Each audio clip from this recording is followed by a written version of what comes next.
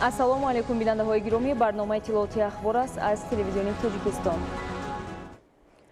фармони президенти ҷумҳурии Тоҷикистон дар бораи сарфарозгардонии собиқ президенти ҷумҳурии исломии Афғонистон профессор Бурҳониддини Раббонӣ бо ордени Исмоили Сомонӣ дараҷаи 1 мутобиқи моддаи 69 Конститутсияи ҷумҳурии Тоҷикистон фармон медиҳам.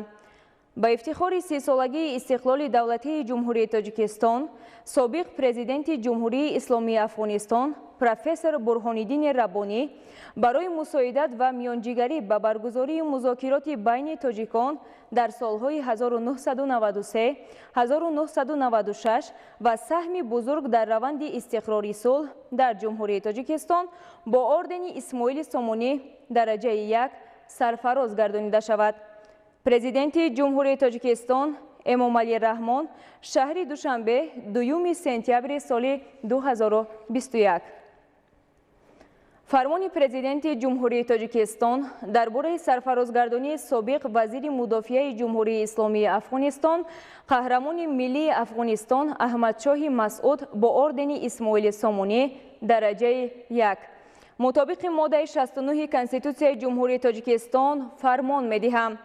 ба ифтихори 30-солагии истиқлоли давлатии ҷумҳурии Тоҷикистон собиқ вазири мудофиаи ҷумҳурии исломии Афғонистон қаҳрамони миллии Афғонистон Аҳмадшоҳи Масъуд барои мусоидат ва миёнҷигарӣ ба баргузории музокироти байни тоҷикон дар солҳои 1993, 1996 ва саҳми бузург дар раванди истиқрори сулҳ дар ҷумҳурии Тоҷикистон бо ордени Исмоили Сомонӣ дараҷаи 1 сарфароз гардонида шавад. Президенти ҷумҳурии Тоҷикистон Эмомалӣ Раҳмон шаҳри Душанбе 2 сентябри соли 2021. имрӯз асосгузори сулҳу ваҳдати миллӣ пешвои миллат президенти ҷумҳурии Тоҷикистон муҳтарам Эмомалӣ Раҳмон ба истиқболи ҷашни 30-солагии истиқлолияти давлатии ҷумҳурии Тоҷикистон бо фармонҳои худ ду тан шахсияти шинохтаи ҷумҳурии исломии Афғонистон Шодравон Бурҳониддини Раббонӣ ва Шодравон Аҳмадшоҳи Масъудро пас аз марг бо мукофоти олии давлатии ҷумҳурии Тоҷикистон ордени Исмоили Сомонӣ дараҷаи 1 сарфароз гардониданд. бояд гуфт ки ордени Исмоили Сомонӣ мукофоти олии давлатии ҷумҳурии Тоҷикистон ба ҳисоб рафта бо фармони президенти ҷумҳурии Тоҷикистон ба шахсони арзанда барои хизматҳои шоён супорида мешавад. 2 сентябр асосгузори сулҳу ваҳдати миллӣ пешвои миллат президенти ҷумҳурии Тоҷикистон муҳтарам Эмомалӣ Раҳмон ба истиқболи ҷашни 30-солагии истиқлолияти давлатии ҷумҳурии Тоҷикистон бо фармонҳои худ ду тан шахсияти шинохтаи ҷумҳурии исломии Афғонистон Шодравон Бурҳониддини Раббонӣ ва Шодравон Аҳмадшоҳи Масъудро пас аз марг бо мукофоти олии давлатии ҷумҳурии Тоҷикистон ордени Исмоили Сомонӣ дараҷа 1 сарфароз гардониданд. дар фармони президенти ҷумҳурии Тоҷикистон дар бораи сарфарозгардонии собиқ президенти ҷумҳурии исломии Афғонистон профессор Бурҳониддини Раббонӣ бо ордени Исмоили Сомонӣ дараҷа 1 омадааст. ба ифтихори 30-солагии истиқлоли давлатии ҷумҳурии Тоҷикистон собиқ президенти ҷумҳурии исломии Афғонистон профессор Бурҳониддини Раббонӣ барои мусоидат ва миёнҷигарӣ ба баргузории музокироти байни тоҷикон дар солҳои 1993, 1996 ва саҳми бузург дар раванди истиқрори сулҳ дар ҷумҳурии Тоҷикистон бо ордени Исмоили Сомонӣ дараҷа 1 сарфароз гардонида шавад.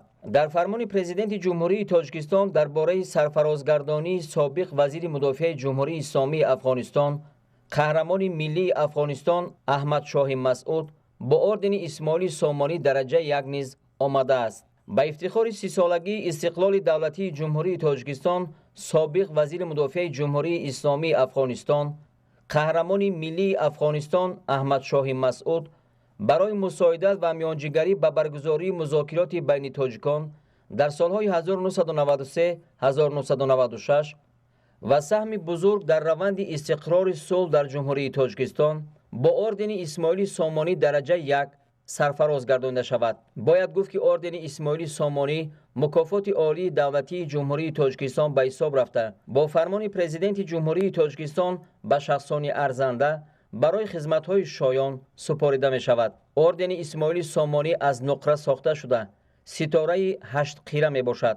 канораҳои ситора зарандуд ва ситораи ҳаштқираи нуқрафоми дохилиро ташкил медиҳанд. дар маркази ситора медальёни тасвири барҷастаи зарандуди шоҳ исмоили сомонӣ аст. дар давродаври медальён дар ранги кабуди сирдавон дар ҳошияи зарандуд навиштаҷоти исмоили сомонӣ бо ҳарфҳои зарандуд иҷро шудааст. дар қисми поёни медальён ду навдаи зарандуди дарахти ғор сабт ёфтааст. дар тарафи қафои ситора рақами он нақш шудааст. тасмаи ордени исмоили сомонӣ тасмаи парнёни ранги кабуд буда, дар канорҳояш рахи зарандуд дорад. паҳноии тасмаи ордени исмоили сомонӣ дараҷаи 1 100 мм, паҳноии рахҳо ва масофа аз канорҳои тасма 3 мм мебошад. зеҳи овезаи доимии фулузӣ паҳноияш 38 мм, баландиаш 10 мм буда, бо тасмаи парнёни ордени исмоили сомонӣ рӯка шудааст. зеҳи ордени дараҷаи 1 дар миёна бандинаи қутраш 8 мм ва шерозаи тилоранг дорад. фармони президенти ҷумҳурии Тоҷикистон дар бораи ба эҳтиёт рухсат додани хизматчиёни ҳарбие ки муҳлати муқарраргардидаи хизмати ҳарбиро адо намуданд ва даъвати навбатии шаҳрвандони солҳои таваллуди 1994-2003 ҷумҳурии Тоҷикистон ба хизмати ҳарбӣ. мутобиқи моддаи 7 қонуни ҷумҳурии Тоҷикистон дар бораи мудофиа фармон медиҳам. хизматчиёни ҳарбие ки муҳлати муқарраргардидаи хизмати ҳарбиро адо намуданд моҳҳои октябр ноябри соли 2021 аз сафи қувваҳои мусаллаҳи ҷумҳурии Тоҷикистон, қушунҳои сарҳадии Кумитаи давлатии амнияти миллии ҷумҳурии Тоҷикистон, гвардияи миллии ҷумҳурии Тоҷикистон, қушунҳои дохилии вазорати корҳои дохилии ҷумҳурии Тоҷикистон, қушунҳои мудофиаи граждании Кумитаи ҳолатҳои фавқулода ва мудофиаи граждании назди ҳукумати ҷумҳурии Тоҷикистон, бригадаи посбоникунандаи сарраёсати иҷрои ҷазои ҷиноятии вазорати адлияи ҷумҳурии Тоҷикистон, батальёни кишоварзии агентии таъминоти амволи махсуси назди ҳукумати ҷумҳурии Тоҷикистон ба эҳтиёт рухсат карда шаванд. моҳҳои октябри ноябри соли 2021 шаҳрвандони ҷинси марди то рӯзи даъват ба синни 18 расида, инчунин шаҳрвандони синни калонтари ҷумҳурии Тоҷикистон ки ҳуқуқи ба таъхир андохтани муҳлати даъват ё озод будан аз даъват ба хизмати ҳарбиро надоранд, барои хизмат ба сафи қувваҳои мусаллаҳи ҷумҳурии Тоҷикистон, қушунҳои сарҳадии Кумитаи давлатии амнияти миллии ҷумҳурии Тоҷикистон, гвардияи миллии ҷумҳурии Тоҷикистон, қушунҳои дохилии вазорати корҳои дохилии ҷумҳурии Тоҷикистон, қушунҳои мудофиаи граждании Кумитаи ҳолатҳои фавқулода ва мудофиаи граждании назди ҳукумати ҷумҳурии Тоҷикистон, бригадаи посбоникунандаи сарраёсати иҷрои ҷазои ҷиноятии вазорати адлияи ҷумҳурии Тоҷикистон, батальёни кишоварзии агентии таъминоти амволи махсуси назди ҳукумати ҷумҳурии Тоҷикистон даъват карда шаванд. вазорати мудофиаи ҷумҳурии Тоҷикистон, раисони комиссияи даъватии вилояти Мухтори Кӯҳистони Бадахшон, вилоятҳо, шаҳри Душанбе ва шаҳру ноҳияҳо бо иштироки намояндагони мақомоти амният ва корҳои дохилӣ даъвати шаҳрвандонро аз ҳисоби интихоби дақиқи даъватшавандагон ба қушунҳои сарҳадӣ, гвардияи миллӣ ва қисмҳои ҳарбии таъиноти махсус бо дар назардошти хусусиятҳои хоси хизмат дар ин воҳидҳо ва дар навбати аввал пуррагардонии онҳо амалӣ намоянд. раисони шаҳру ноҳияҳо бо дарки масъулият якҷо бо комиссариатҳои ҳарбӣ барои амалӣ намудани муқаррароти моддаи 34 қонуни ҷумҳурии Тоҷикистон дар бораи ӯҳдадории хизмати ҳарбӣ даъвати муташаккилонаи шаҳрвандонро ба хизмати ҳарбӣ ба роҳ монданд. вазорати фарҳанги ҷумҳурии Тоҷикистон, Кумитаи кор бо ҷавонон ва варзиши назди ҳукумати ҷумҳурии Тоҷикистон, Кумитаи телевизион ва радиои назди ҳукумати ҷумҳурии Тоҷикистон омодагӣ ва рафти даъвати шаҳрвандонро ба хизмати ҳарбӣ ба таври васеъ инъикос намуда, хизмати ҳарбиро дар қувваҳои мусаллаҳи ҷумҳурии Тоҷикистон ҳамчун вазифаи муқаддаси ҳар як шаҳрванди ҷумҳурии Тоҷикистон тарғиб намоянд. вазорати тандурустӣ ва ҳифзи иҷтимоии аҳолии ҷумҳурии Тоҷикистон барои муоинаи назорати тиббии даъватшавандагоне ки аз ҷониби комиссияи даъватии вилояти Мухтори Кӯҳистони Бадахшон, вилоятҳо, шаҳри Душанбе, шаҳр ва ноҳияҳо даъват шуданд, табибону мутахассисони ботаҷрибаро сафарбар намоянд. президенти ҷумҳурии Тоҷикистон Эмомалӣ Раҳмон шаҳри Душанбе 2 сентябри соли 2021. ادامه اخبار. سالی روان از جانب فیلیال شرکت سهامی اینوویتد رود سولوشنز LTD در جمهوری تاجیکستان در مسیر دوشنبه چند قطعه‌های خراب گردیده راه پوره اسفالت پوش کرده شد. امروز کارمندان فیلیال شرکت در برابر نوسازی راه به فصل زمستان نیز آمادگی همه‌جانبه می‌بینند. تفصیلات بیشتر در گزارش همکاران ما.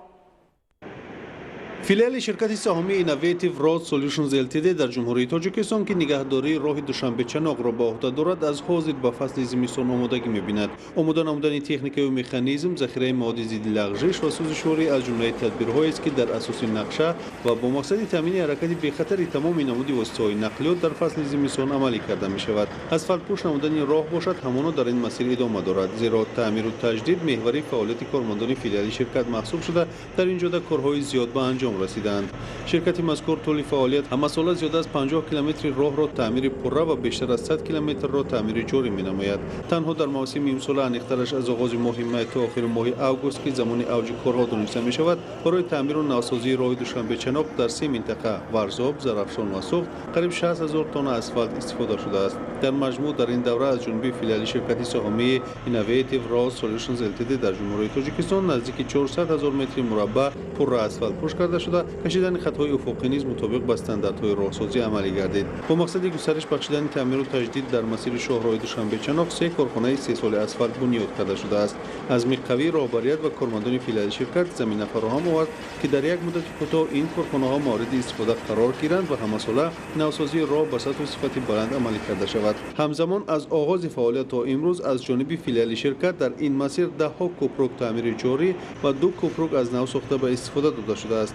این زمان در کیلومتر 267 نوسازی یک کوپروک ماشین‌گذار بومارام ادامه دارد. بغیر از این به خاطر تامین بی‌خطری رانندگان و مسافران با ابتکار رهبریت شرکت بنیاد گذاشتن دیوارهای حمایوی عملی گردید که تا این زمان در مسافت بیش از 15000 متر طولانی چنین انشاءات حمایوی ساخته و یا گذاشته شدند. نکته مهم آن است که این اقدام ملکه جان یک عده مسافر و رانندگان در این مسیر حرکت کننده را از مرگ نجات داد. به عبارت دیگر موجودیت چنین دیوارها چندین اتومبیل را از افسیدن به دریا باز داشته باعث حفظ حیات آدمان گردید. در تاکید گردید فیلیال شرکت سهامی اینوویتیو رود سولوشنز LTD در جمهوری تاجیکستان برای در سطح بلند و جوابگویی طلبات بخش راهسازی عملی نمودن وظیفه‌هایش دارای امکانیت و شرایط ضروری از قبل متخصصان بالیاقت، کارخانه‌های 3 ساله اسفالت، تجهیزات زمانوی، تکنیک‌های پراقتدار بوده از آنها ثمرناک استفاده می‌نماید. از جمله برای نگهداری و تعمیر و نوسازی راه دوشنبه چناق زیاد از 200 تکنیک و مکانیزم گوناگون تمغه استفاده کرده می‌شود. با استقبال جشن 30 سالگی استقلال دولتی جمهوری تاجیکستان کارهای آبادانی و سازندگی و تعمیر بناها در ناحیه اشکاشین با مرام ادامه دارد. در دهه اندراب جماعت دهاتی به نام اسکر زمیر ناحیه بنای معمولی جماعت تعمیر و نوسازی کرده می شود. گزارش همکارانمان از ناحیه اشکاشی. برای سزاوار پیشواز گرفتن جشن 30 سالگی استقلال دولتی جمهوری تاجیکستان در تمام قلمرو مملکت کارهای آبادانی و سازندگی با مرام جریان داشته، در ناحیه اشکاشی ولایت مختار کوهستان بدخشان هزین روند در کنار نبوده، روز از روز سیمای ناحیه به کلی تغییر یافته ایستادند. از برکت دوران صاحب استقلالی با تشبث مقامات اجرایی حاکمیت دولتی ناحیه اشکاشی و شریکان روش در دهه اندراب جماعت اسکر زمیر بنای معمولی جماعت مذکور از نوسازی گردیده آن از 2 آشیانه عبارت میباشد. ساختمان بنای جماعت را جمعیت دارای مسئولیت محدود اینوسترهای به ذمه گرفته در هم 15 نفر ساختمانچیان محلی به کار جلب گردیدند. عین زمان ساختمانچیان به اندازه‌کنی و به بامپوش نمودن بنابند میباشند. تعمیر اساسی بنای معمولی جماعت دهات ما این تعمیر کارهای ساختمان سر شدن، کارهای ساختمان از طرف جمعیت دارای مسئولیت محدود اینوسترهای پیش رفته استفادن کارگران جمعیت لایحه استواری اجتماعی اقتصادی عمل شده استفاده است. انا 15 نفر جوانان بیکار به کار موسمی جلب کرده شدند و با معاش خوب و شرایط کار تامینند. من تا ماه یون سال 2021 بنا باید من به استفاده از تعمیر اساسی برآورده شده به استفاده داده شود. به حالت امروزه 70% کارها به انجام رسانیده شدند. کارهای انداوه و من دو بامه و اینا به آخر رسانیده شدند. اکنون کارهای داخل بنا و شناندن در و تریزها اینا موندگی تا ماه اکتبر اینا باید به سامان رسانیم. همچنین توفه به 30 سالگی صاحب استقلال جمهوری عزیزم مورد استفاده بود قرار داده شود. کارمندان جماعت دهات اسکر زمیرف از زمان شوروی در این بنا فعالیت نموده آن به تعمیر اساسی نیاز داشت. در عرفه جشن 30 سالگی استقلال دولتی جمهوری تاجیکستان آرزوی کارمندان جماعت جامعه عمل پوشیده بنا از نوسازی می‌گردد. مسئولین نیت دارند در برابر ساختمان بنا همچنین گرد و اطراف آن را آباد نموده سیستم گرمدهی و اتاق‌های مرکزی خدمت رسانی را برای کارمندان بنیاد نمایند. انجام کارهای تعمیر و هزینه‌سازی در عرفه جشن سالگی استقلال دولتی جمهوری تاجیکستان مهیا گردیده است. ادامه اخبار. طبق نقشه چهاربینی‌های مقامات اجرایی حاکمیت دولتی ناحیه کوشانیان، تشکیلات و مؤسسه‌ها و ساکنان محفل‌های ادانه و نمایش هنرهای خلقی تشکیل نموده از دستاورد استقلال دولتی شکرگزاری می‌کنند. چهاربینی جوانان ناحیه تحت عنوان جوانان در مسیر 30 سال استقلالیت از جانب بخش کار با جوانان و ورزش ناحیه تشکیل کرده شد. گزارش همکاران ما. استقلالیت گونه دستاورد ارزشمند در تاریخ دولتداری تاجیکان توانست فضای آزاد و مستقل فراهم ساخته برای رشد منبعه وطن عزیز زمینه واقعی ایجاد کند. همین است که در شهر و ناحیه‌های ولایت ختلان از شرافت و برکت صاحب استقلالی و سیاست خیرتمندانه سرور دولت دوام 13 ساله آخر شکرگزاری می‌کنند. در ناحیه کوشانیان به افتخار این سنه بزرگداشت ملت نقشه چهاربینی‌های ادانه معرفتی تهیه گردیده در زمینه آن کارمندان تشکیلات و مؤسسه‌های ناحیوی و ساکنان جماعت شهرک و دهات از دستاوردهای دوران صاحب استقلالی ترنم و استقبال می‌کنند. چهاربینی فرهنگی استقبال از جانب بخش کار با جوانان و ورزش ناحیه کوشانیان راه‌اندازی کرده شد. چنین چهاربینی‌ها در تمام جماعت‌های شهرک و دهات ناحیه به نقشه گرفته شده است. ما جوانان شکرگزاری از استقلالیت دولتی و شکرانه پیشوای معظم ملت می‌نماییم که در چنین دوران صاحب استقلال و طنز آرام زندگانی می‌کنیم. ضمن جمع آمد ادانه نمایندگان مقامات محلی در ناحیه کوشانیان راجع به نشاندادهای 13 ساله آخر رشد تاجیکستان و روند بنیادکاری‌ها در حدود مملکت از جمله ناحیه کوشانیان اظهار نظر نمودند. طور اشاره گردید محض با اراده تحملگرایی و صلح‌پروری مردم تاجیکستان سرجمی و اتحاد تامین گردیده ساکنان شرفمند سرزمین در اطراف سرور راهنما و هدایتگر خویش متحد شده بهر رشد منبعه وطن عزیز کمر همت بستند. جوانان ناحیه کوشانیان تحکیم همه ساحه‌های خواجگی خلق جمهوری را از فیض استقلال و اراده متین مردم سرزمین ارزیابی می‌کنند. ناحیه کوشانیان چون دیگر گوشه‌های زیبای وطن مورد اقدام‌های سازندگی قرار گرفته با دستگیری‌های حکومت جمهوری تاجیکستان زیبا و نظرآبا گردیده است. هنرمندان شعبه فرهنگ ناحیه کوشانیان با پیشنهاد برنامه رنگین موسیقی که سرشار از ترانه‌های افتخار وطنداری بودند خاطر حاضرین را بالیده گردانیدند.